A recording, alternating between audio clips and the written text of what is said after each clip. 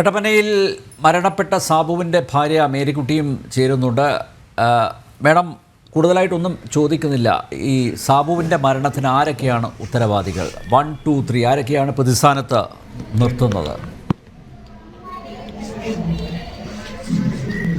സാബു ആത്മഹത്യാക്കുറിപ്പിൽ എഴുതിയിട്ടുണ്ട്. റെജി, സുജ, ബിനോയ് അവരുടെ പേരാണ് ആത്മഹത്യാക്കുറിപ്പിൽ എഴുതിയേക്കുന്നത്. പക്ഷേ ലാസ്റ്റ് VRCG ആണ് ഭീഷണിപ്പെടുത്തിയത്. ആദ്യമേ മരിക്കുന്നതിൻ്റെ തലേദിവസം രാവിലെ പൈസയ്ക്ക് ചെന്നപ്പോഴത്തേക്കും പുല്ലേന്ന് വിളിച്ച് ബിനോയ് തള്ളിവിട്ടെന്നാണ് സാബു പറഞ്ഞത് എന്നോട്. അപ്പം തള്ളിവിട്ട് കഴിഞ്ഞ് സുജയും റെജിയും പെട്ടെന്ന് റെജി പറഞ്ഞ് ഞാനാ സെക്രട്ടറി, എൻ്റെ അടുത്തോട്ട് വന്നാൽ അത് കാര്യങ്ങൾ പറയാമെന്ന് പറഞ്ഞു. സുജയും കയർത്തു, റെജിയും കയർത്തു. ഭയങ്കരമായിട്ട് ഷോക്കായിപ്പോയി ആൾക്ക്. ഇതുവരെയും കാണാത്ത മുഖങ്ങളായിരുന്നു എന്ന് എന്നോട് പറഞ്ഞു. അത് കഴിഞ്ഞ് ആ പൈസ കിട്ടാതെ വന്ന് മാനസികമായിട്ട് ഭയങ്കരമായിട്ട് തകർന്നിരിക്കുകയായിരുന്നു. ഉച്ച കഴിഞ്ഞപ്പോഴത്തേക്കും 3 മണിയായപ്പോഴത്തേക്കും കുറച്ച് പൈസ അവർ അക്കൗണ്ടിലേക്ക് ഇട്ട് തരാമെന്ന് പറഞ്ഞു, നോക്കണമെന്ന് പറഞ്ഞു. പക്ഷെ 3 മണിയായപ്പോഴും അക്കൗണ്ടിൽ പൈസ വരാതിരുന്നപ്പോഴത്തേക്കും ടെൻഷൻ കയറി. ഓപ്പറേഷന് പൈസ വേണമായിരുന്നു 2 ലക്ഷം രൂപ. അപ്പം ഉച്ച കഴിഞ്ഞും പൈസ വരാതെ വന്നപ്പോഴത്തേനും പെട്ടെന്ന് വിളിച്ചു കഴിഞ്ഞപ്പം ഒരാൾ അവിടുത്തെ ഒരു മെമ്പറാണ്, മെമ്പറെ അടുത്തേച്ച് പറഞ്ഞു, താൻ ബിനോയെ തല്ലിയില്ലടാന്ന് ചോദിച്ചു. അന്നേരം സാബു ചോദിച്ചു, ബിനോയെ തല്ലാനോ? എനിക്കതിനുള്ള ഇതില്ല, ഞാൻ ആരെയും തല്ലിയിട്ടുമില്ല, തല്ലാൻ പോയിട്ടുമില്ലെന്ന് പറഞ്ഞു. അപ്പം താൻ ബിനോയെ തല്ലി, ഞങ്ങൾ കേസ് കൊടുക്കുമെന്ന് പറഞ്ഞ ആദ്യം. അത് കഴിഞ്ഞ് പെട്ടെന്ന് ഒരാളുടെ കൊടുക്കാമെന്ന് പറഞ്ഞു. കൊടുത്തത് VRCGയുടെയിലാണ്. സജി പറഞ്ഞു, നിന്റെ പേര് കേസ് കൊടുക്കുന്നതിന് നിന്നെ എനിക്കറിയാം, നിനക്ക് പണി തരാൻ അറിയാം, നിനക്കിട്ട് ഒരു പണി വെച്ചിട്ടുണ്ടോ എന്ന് പറഞ്ഞു. പണി തരാൻ, എന്നാ പണിയാ സാറേ അറിയാതെ, എനിക്ക് പണിയൊന്നും അറിയത്തില്ലോ എന്ന് പറഞ്ഞു. അപ്പം പണി നിനക്കിട്ട് തരാൻ പോകുന്നുള്ളൂ. അന്നേരം സാബു പറയുന്നുണ്ട്, അത് മൊത്തം മൊബൈലിലുണ്ട്. സാബു പറയുന്നുണ്ട്, എന്നെ ചിലപ്പോൾ കൊല്ലുമായിരിക്കും, അതിൽ കൂടുതൽ പണിയൊന്നും എനിക്ക് കിട്ടാൻ പോകുന്നില്ല. അത് പണി നിനക്ക് കിട്ടുമ്പോഴേ അറിയുള്ളൂ, പണി തരാൻ പോവുകയാണെന്ന് പറഞ്ഞ് കുറേ പറയുന്നുണ്ട്. അത് മൊത്തം മൊബൈലിലുണ്ട്. അത് കഴിഞ്ഞപ്പോഴത്തേന് ആൾ ഭയങ്കര മെൻ്റലി ഡിപ്രസ്ഡ് ആയിപ്പോയി. വൈകുന്നേരം രാത്രി 10:30 ആയപ്പോൾ വിളിച്ചപ്പോഴാണ് ഭയങ്കരമായിട്ട് മാനസികമായിട്ട് തകർന്നിരിക്കുകയായിരുന്നു. ആ പ്രശ്നം, അന്നത്തെ പ്രശ്നമാണ് ഏറ്റവും കൂടുതൽ ഇതുണ്ടാകാൻ കാരണം. മാഡം, ബാങ്കിൽ എത്ര പണമാണ് നിക്ഷേപിച്ചത്? എത്ര തിരിച്ച് തന്നിട്ടുണ്ട്? ബാങ്കിൽ ഞങ്ങൾ 2007 തൊട്ട് നിക്ഷേപിക്കുന്നതാണ്. 2007 തൊട്ട് ഇപ്പോൾ 2024 2024 വരെ ഞങ്ങളൊരു 80 ലക്ഷം രൂപ മിച്ചം നിക്ഷേപിച്ചിട്ടുണ്ട്. അപ്പം ഞങ്ങൾക്ക് ആ സമയത്ത് ഞങ്ങൾക്ക് ഒരു സ്ഥലക്കേസ് വന്നായിരുന്നു. അന്നേരം ഞങ്ങൾക്ക് പൈസ അന്നൊക്കെ ഒരു പ്രശ്നമില്ലായിരുന്നു. കുറച്ച് വർഷം കഴിഞ്ഞപ്പോഴത്തേനും ഒരു പ്രശ്നമില്ലായിരുന്നു. ആ സമയത്ത് പൈസ മൊത്തത്തിൽ ഞങ്ങൾ ഒരു പ്രാവശ്യം ഞങ്ങൾക്ക് സ്ഥലം കേസ് വന്നുകൊണ്ട് അത് ഒരു 45-50 ലക്ഷം രൂപ ആയപ്പോൾ ഞങ്ങളത് പിൻവലിച്ചായിരുന്നു. ഞങ്ങൾക്ക് ആ പൈസ അവർ ആ സമയത്ത് ഒന്നിച്ചു തന്നിരുന്നു. അന്നേരം ഭരണം മാറ്റം ഉണ്ടായിരുന്നു. അപ്പോൾ ആ സമയത്ത് പൈസ മുഴുവൻ ഒന്നിച്ചു തന്നിരുന്നു. അത് കഴിഞ്ഞ് ഇപ്പോൾ ഈ 1.5 വർഷമായിട്ടാണ് നമുക്ക് പൈസ സ്ഥലക്കേസുമായിട്ട് ബന്ധപ്പെട്ട് പൈസ ചോദിച്ചപ്പോഴാണ്, അങ്ങനെയാണ് അവിടുത്തേലാണ് പ്രശ്നം തുടങ്ങിയത്. കൂടുതൽ ഞാനാണ് ഇവരെന്താ പറഞ്ഞത്? ബാങ്കുകാർ പറഞ്ഞത്, ഈ സൊസൈറ്റിക്കാർ പറഞ്ഞത് അവരുടെ കയ്യിൽ പണം ഇല്ലാന്നാണോ? പണം അവർ സൊസൈറ്റിക്കാർ പറയുന്നത് മൊത്തം ലോണായിട്ട് പുറത്ത് കിടക്കുകയാണ്.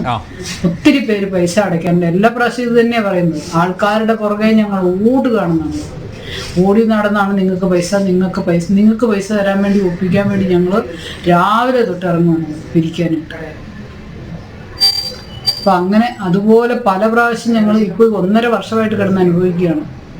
വല്ലാത്ത മാനസിക പീഡനം. അതെന്ന് പറഞ്ഞാൽ ഒരു 10 മണിയാകുമ്പോൾ ചെല്ലും, ചിലപ്പോൾ നമ്മളെ മൈൻഡ് ചെയ്യത്തില്ല. അതുപോലെ ചിലപ്പോൾ പറയും ഉച്ച കഴിഞ്ഞ് വാ, ഒരു 2 മണി ആകുമ്പോൾ വാ. 2 മണിയാകുമ്പോൾ കസ്റ്റമേഴ്സ് ഇല്ലല്ലോ, അത് നമുക്കറിയാം.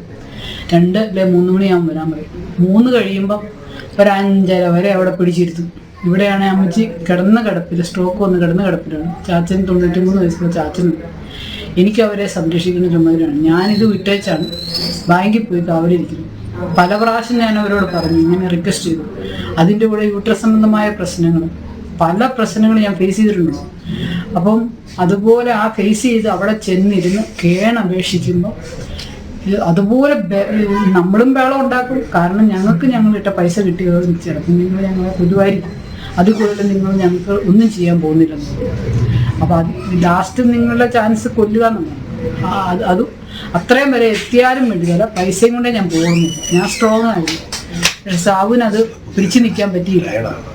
ഞാൻ ആശുപത്രി കേസുമായിട്ട് എന്നെ പെട്ടെന്ന് കൊണ്ടുകൊണ്ട് വന്നു. സാബുവിനത് പിടിച്ചു നിൽക്കാൻ പറ്റിയില്ല. കാരണം എല്ലാ പ്രാവശ്യവും ഞാനാണ് പോകുന്നത്. ആദ്യമേ ഞാനും കൂടെ പോയി പറ്റിയാലെന്ന് വരുമ്പോൾ മാത്രം സാബുവിനെ വിളിക്കും. കട അടച്ചേച്ച് പോകും, പൈസയ്ക്ക് വിട്ട് ചെല്ലും. പിന്നെ അവിടെ കിടന്ന് പ്രശ്നം, മൊത്തം സെക്രട്ടറി ആയിട്ട് ബഹളം. ഇതിന് മുമ്പ് ഭീഷണി ഉണ്ടായിരുന്നോ? CPM നേതാക്കന്മാരുടെ ഭാഗത്ത് നിന്ന് ഇതിനു മുമ്പ് ഭീഷണി ഉണ്ടായിരുന്നോ? മുമ്പ് ഭീഷണി എന്ന് പറഞ്ഞാൽ മേടിച്ചോണ്ട് പോകുന്നൊന്ന് കാണട്ടെ എന്നൊക്കെ പറയും. അല്ലാതെ കൊല്ലും അങ്ങനെ കാണിച്ചു തരാടാ അങ്ങനെയൊന്നും പറഞ്ഞിട്ടില്ല.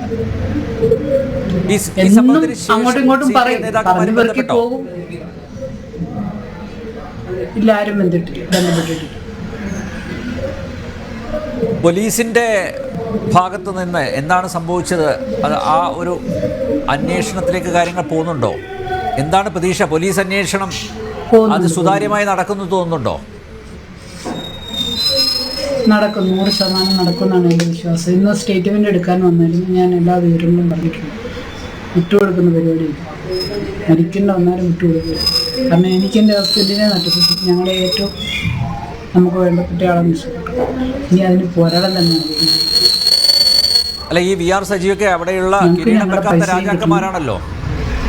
അപ്പോൾ സ്വാഭാവികമായിട്ട് അവരാണ് ഭരിക്കുന്നത്. അപ്പോൾ സ്വാഭാവികമായിട്ട് പോലീസിനെയൊക്കെ അവർ കൈകാര്യം ചെയ്യില്ലേ അവർക്ക് അനുകൂലമായി?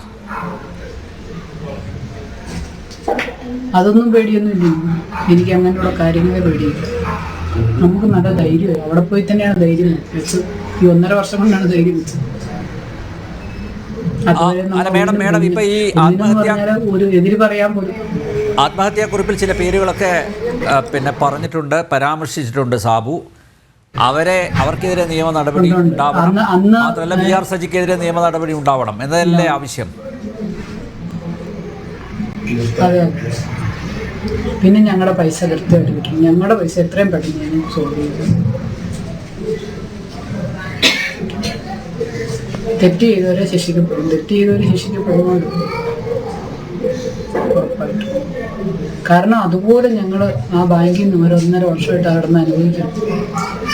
ഞങ്ങൾക്ക് പറയാൻ പോലും പറ്റാത്ത സാഹചര്യം. സാവു എപ്പോഴും പറയുമായിരുന്നു അവിടെ കൊണ്ട് പൈസ ഇടലേ ഇല്ല. ഞാൻ എൻ്റെ നിർബന്ധപ്രകാരമാണ് അവിടെ പൈസ ഇട്ടത്.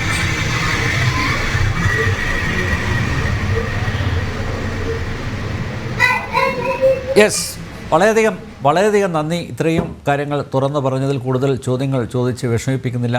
അങ്ങനെയൊരു മാനസികാവസ്ഥയിലൂടെയാണ് കടന്നു പോകുന്നത് എന്ന് മനസ്സിലാക്കുന്നു. എന്തായാലും ഈ സഹകരണ മേഖലയിലെ CPM ഗുണ്ടായിസം അത് അടിയന്തരമായി അവസാനിപ്പിക്കണം. കൃത്യമായിട്ടുള്ള ഇടപെടലുകൾ കേന്ദ്രത്തിൻ്റെ ഭാഗത്തു നിന്ന് ഉണ്ടാവണം. സാബുവിൻ്റെ കുടുംബത്തിന് നീതി ലഭിക്കണം. അവർ ഇപ്പോൾ പറഞ്ഞതുപോലെ ഈ ഉത്തരവാദപ്പെട്ടവർക്കെതിരെ, ഈ ആത്മഹത്യക്ക് ഉത്തരവാദപ്പെട്ടവർക്കെതിരെ, സാബുവിനെ കൊന്നവർക്കെതിരെ അടിയന്തരമായി നിയമ നടപടി ഉണ്ടാവണം. അതുതന്നെയാണ് അവർ പ്രതീക്ഷിക്കുന്നത്. മാത്രമല്ല അവരുടെ പണം എത്രയും പെട്ടെന്ന് തിരിച്ച് ലഭിക്കണം എന്നും മേരിക്കുട്ടി പറഞ്ഞിരിക്കുന്നു.